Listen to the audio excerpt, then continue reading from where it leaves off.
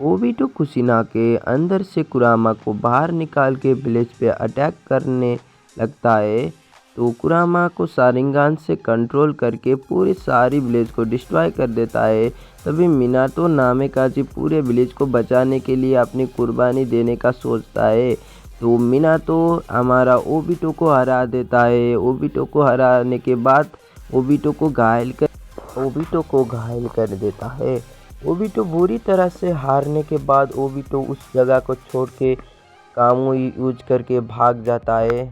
Obito की भागने के बाद अब बचता है सिर्फ कुरामा।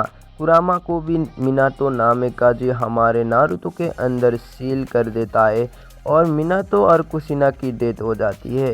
ये सब नारुतो देख के नारुतो अपना एक अलग ही आई अनलॉक कर देता है, जिसका नाम फिलहाल अभी नहीं रखा है। बात सीरीज आगे बढ़ती है तो हम उसका आई का नाम भी बता देंगे।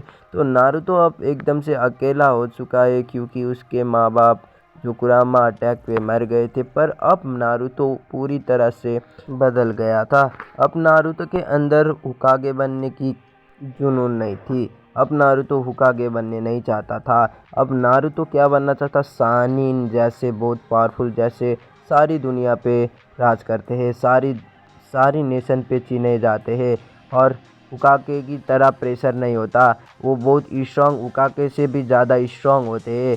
उसको प्रेशर नहीं होता, उसको कोई चिंता नहीं होता, सारी दुनिया पे घूमते आते, सारी नेशन पे घूम के आते। तो नारुतो भी ऐसा ही बनना चाहता था, क्योंकि उसको आई की पावर फ्यूचर देख सकता था। इसीलिए नारुतो हुकागे बनना नहीं चाहता था।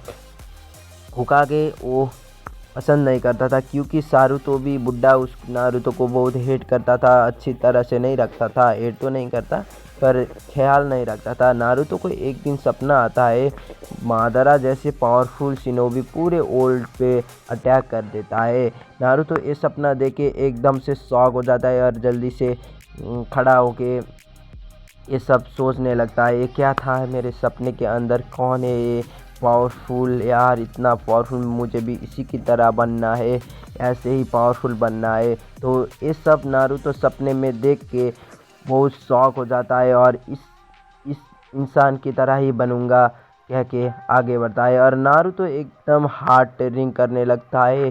कुरामा के अच्छे बॉन्डिंग के कारण वो नारुतो छोटी ही उम्र पे बैरियर मोड यूज करता था। बैरियर मोड यूज करने के बाद वो फ्यूचर तो देख ही सकता था, इसीलिए फ्यूचर पे क्या क्या सीखने वाला है वो सब कुछ अभी ही सीख लेता था। नारुतो अब मिनातो का फ्लाइंग राइजिंग भी मास्टर कर लिया था।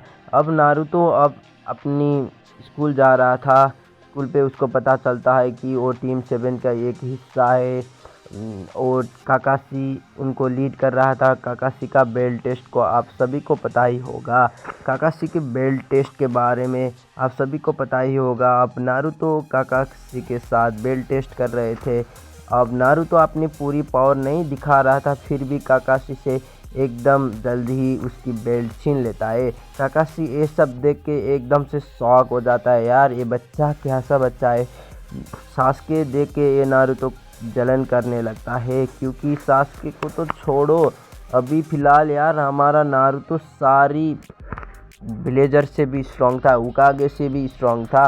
वो नारुतो कोई भी नहीं चाहता था उसको, बस मादरा की तरह ही बनना था, क्योंकि मादरा एकदम स्ट्रॉन्ग है। क्योंकि उसके सपने में जो मादरा आया था, तो अब मादरा की तरह ही बनना चाहता था नारुतो। अपनी आई को एकदम ट्रेन करके अब नारुतो एकदम गॉड लेवल से भी खतरनाक पावरफुल हो चुका था, क्योंकि छोटी उम्र में वो बैरियर मोड यूज करता था, फ्लाइंग राइजिंग को मास्टर कर लिया था, राशिंगान वगैरह वगैरह वो तो सब कुछ यूज कर सकता था।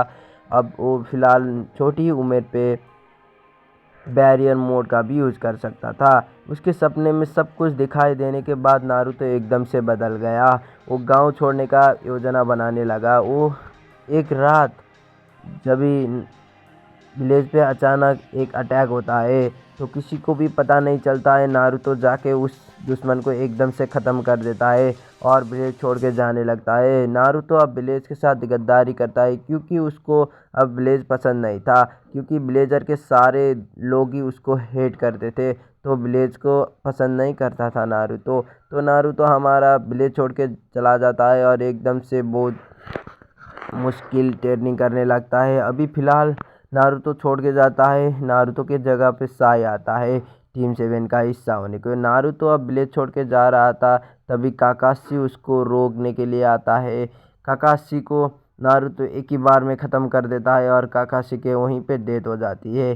काकाशी के मरने के बाद एक खबर जब लीफ विलेज पे पहुंचती है तो बहुत सारे लोग शॉक हो जाता है, क्योंकि यार नारुतो ने काकाशी को मार दिया था। वो लोग सोचते हैं नारुतो के साथ और कोई भी जुड़ा हुआ है, पर नारुतो के साथ कोई भी नहीं जुड़ा है, क्योंकि नारुतो अब मादरा के ही तरह आगे बढ़ने वाला था।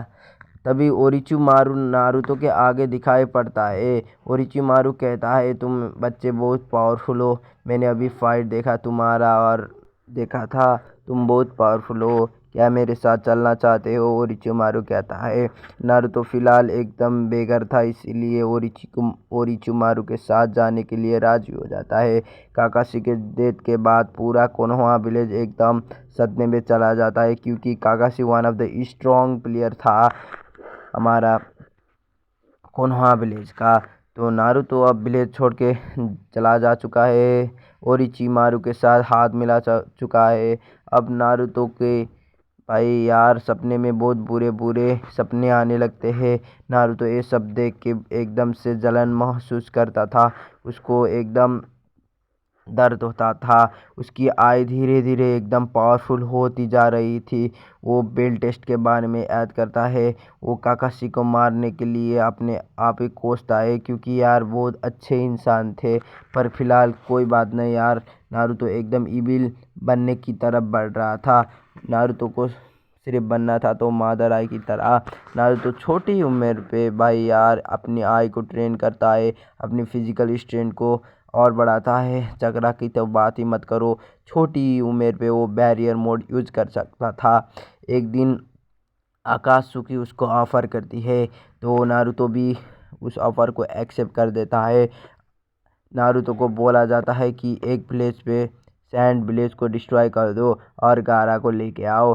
नारुतो की बॉन्डिंग गारा से अच्छी नहीं हुई थी, इसीलिए नारुतो चला जाता है गारा को लेने के लिए। नारुतो अपनी आई की मदद से एक ही अटैक पे पूरा सैंड विलेज को डिस्ट्रॉय कर देता है, सारे लोग को मार देता है और गारा को लेके आता है। वीडियो अच्छी लगी तो वीडियो को लाइक कर देना और चैनल को सब्सक्राइब कर देना।